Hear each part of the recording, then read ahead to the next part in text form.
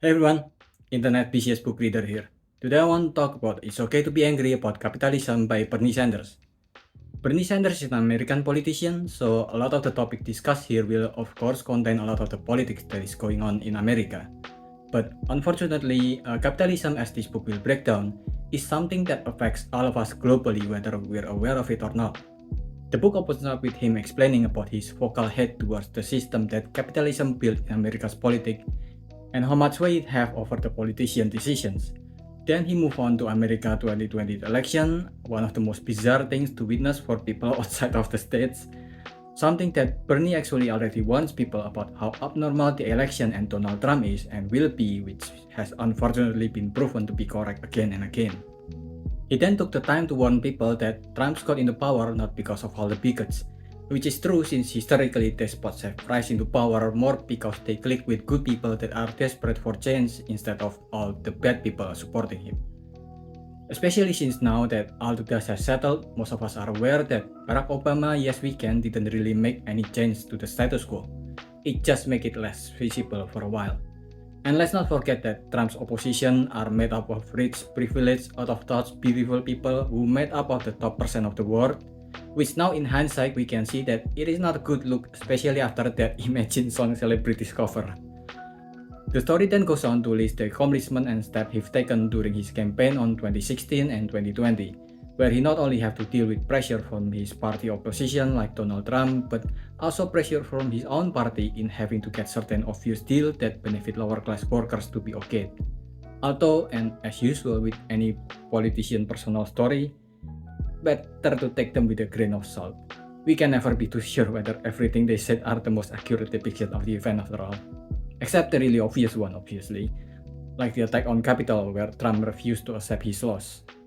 Then after all that debacle, he still needs to fight for all kind of bills to rebuild the country, like trying to raise minimum wage to $15 an hour, which in 2023 is basically nothing. Fighting against bills that will give Jeff Bezos' Blue Origin Space Company 10 billion US dollar. Fighting for more money for childcare, old people care, the disabled care, and climate change. It is only after all these long stories that we finally get to the meat of the stories, how capitalism ruined our world. Bernie put a lot of details into how industries can affect laws and public perception that will support them, especially billion-dollar industry. An example of this that he gives is how cigarettes can become so unchecked compared to anything, not only due to laws that make it easier to sell and advertise them, but also movies and news that can make their image better. If you watch a lot of 70s movies, all the people smoke there. A big part of this is not just because the very rich corporate are entities led by evil people, although some of them are kind of. But it is more because the system don't know what to do when very talented hardworking individual make so much money. Here's what could have happened if we tax the rich more, not just as a meme, but actually tax these uber rich companies. Then we can get the Walton family, the owners of Walmart, will pay up to 85.8 billion US dollars more in taxes on their 221.5 billion US dollar fortune. The family of Jeff Bezos, the founder of Amazon, will pay up to 44.4 billion US dollar more in taxes on his 178 billion US dollar fortune. The family of Elon Musk will pay up to 40.4 billion US dollar more in taxes on his 162 billion US dollar fortune. Facebook CEO Mark Zuckerberg family will pay up to 25.3 billion US dollar more in taxes on his 101.7 billion US dollar fortune. But what we got instead is the taxing system that gave them more money instead of taking them, so these companies can get government support as much as Amazon received a 129 million US dollar checks from the IRS after making 10.8 billion US dollar in profits. Delta received a 187 million US dollar check from the IRS after making 5.1 billion US dollar in profits. Chevron received a 181 million US dollar check from the IRS after making 4.8 billion US dollar in profits. And these are just small examples that affect all of us globally. Unfortunately for us, not in America. After this, we move back to topics that mostly only affected America, like their healthcare system, where most other countries in the world will have a collective sigh of, at least we're not that bad. Their education system, which is infamously just as bad, and lastly their media, which is infamously even worse than their healthcare and education system.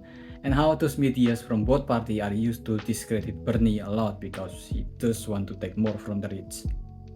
People think that the world's evil that win the world is a hidden agenda or a hidden organization that secretly control the world, which is just plain wrong.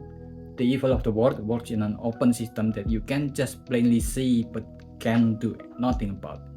Instead of hiding themselves so only a few select can see them, they flaunt them openly and make it a dream job to work for them. A lot of bad things that happen in the world is either a direct result of unchecked capitalism or chain reaction enabled by the system placed by capitalism itself. Here's a few examples that are not listed in the book.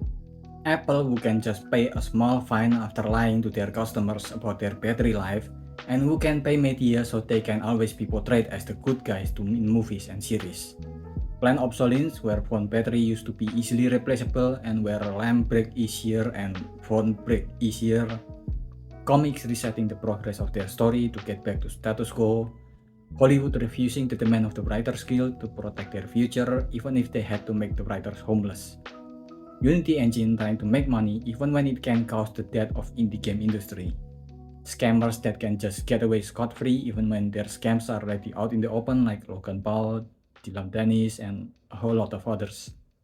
React streamers who didn't make any change to the content they're watching to consider them fair use, even using other people's content as a buffer so they didn't lose any viewership when they're away for a while.